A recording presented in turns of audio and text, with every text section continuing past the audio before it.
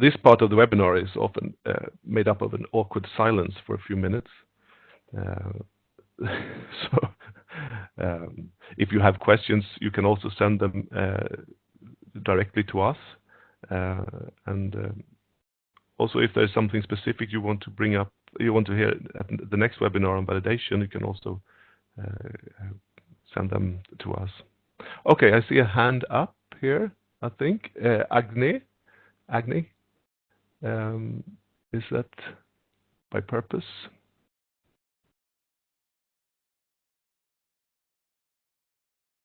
I also see Doina Christia. Yes, hi. I would like to ask if it may happen that certain way of doing businesses are different. For example, if you have people who are using often invoices who have, as a result, values who are both positive and negative at the totals, but business rules in the other side do not allow for such a thing. How do you treat them? I mean, it's more than simply a conversion. You need to go beyond. It's a way of doing business. Yeah. I would say that in the scenario that you bring up is a very typical question that is being debated for a long time, particularly in relation to the semantic standard for e-invoicing. I would say that the buyer and the seller, or the parties involved, must agree on the business terms beforehand. So this type of scenarios shouldn't come up as a surprise. Do you have an example of such business terms?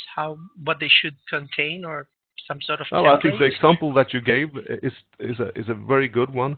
That even in some countries there is a practice that when you're crediting, you're issuing a negative invoice, while other countries have a tradition of issuing a credit note with a specific document type credit note, and the credit note has positive values, but the meaning would be, of course, it's a crediting.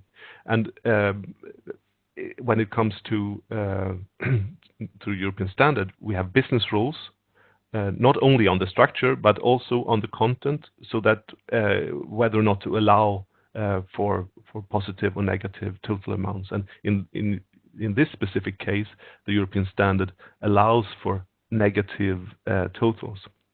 I think the point here on a more generic level is that if you agree with your supplier or your customer to use a specific e-invoicing standard, you should also apply the same business rules, the same validation rules on both sides. So the issuer should validate according to the standard rules, and the receiver should validate according to the standard rules, and by that ensuring that they have the same understanding. So if I'm someone who is in the middle doing a conversion, I need to add some extra rules for business rules for a certain relationship between bilateral relationship, you would say, based on what the two parties agreed. Yes. I mean, I'm validating a document in a structured format which I received from a buyer, from a seller to send to a buyer. If it does not follow the business rules for that buyer, I'm going to, refuse the invoice because it's not correctly structured. I think what this boils down to, your question is then, on whose behalf are you acting? Are you acting on the seller's, the issuer's behalf, or the receiver's behalf? Or are you perhaps also acting on both behalves? Yeah, but I'm starting with the seller because he's the one who is actually issuing the invoice in a normal basis. So if you don't have the necessary information correctly structured from the very beginning, I think you may end up with a mess at the end. Yeah, you cannot absolutely. convert something that would be not correctly made.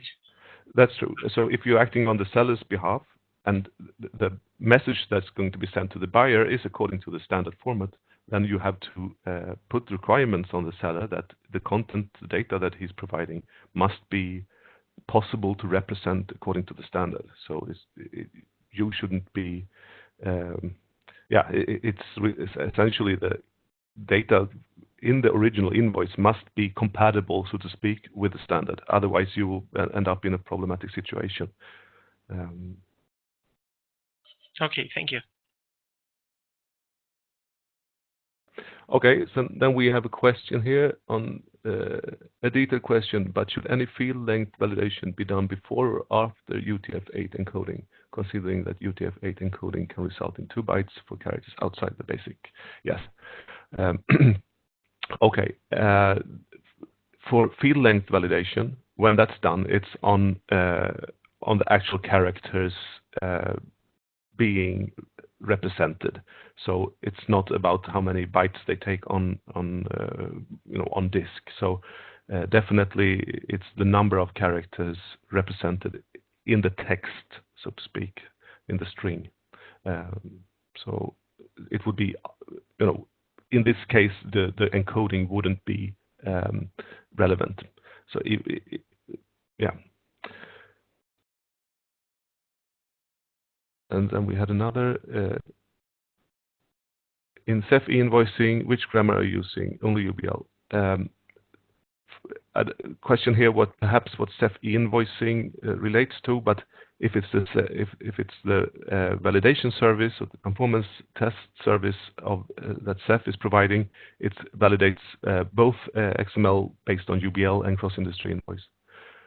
And the European standard has this list of invoicing formats that are mandatory for the receivers, the public entities, and that is also a list pointing to cross-industry invoice and UBL, so both.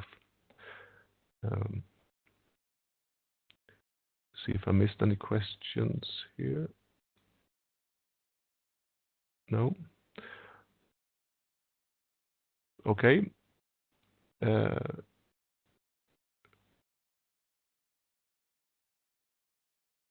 Okay, so all right. We have maybe one more. Martin, if there's no more, were there any more questions? No. I thought you were about to ask something, but well, no. Well, I just wanted to, just to conclude. Many thanks for that. I think very clear presentation, as well for the nice questions that we received to take the discussion a bit forward. As Martin said, these issues and issues similar can be raised again if we want in the upcoming webinars where appropriate, and also as a reminder that we do have implementation workshops, remote trainings, which can be requested, and all this information is provided on CEF Digital.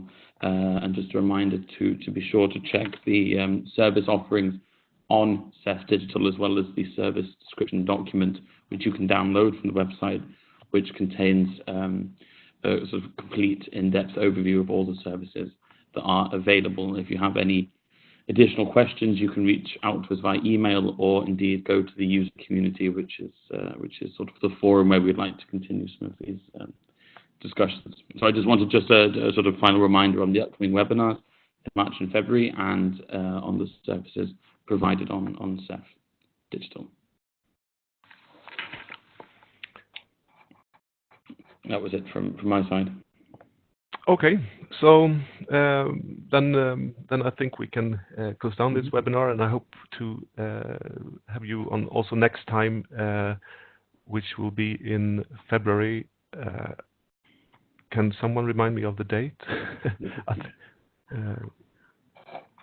I don't remember off the top of my head. Okay, it's on the web pages. So yeah. Please register there if you haven't already, and then see you then. Thank you, everyone. Thank you, Martin. Bye bye. Yeah, we can post it here.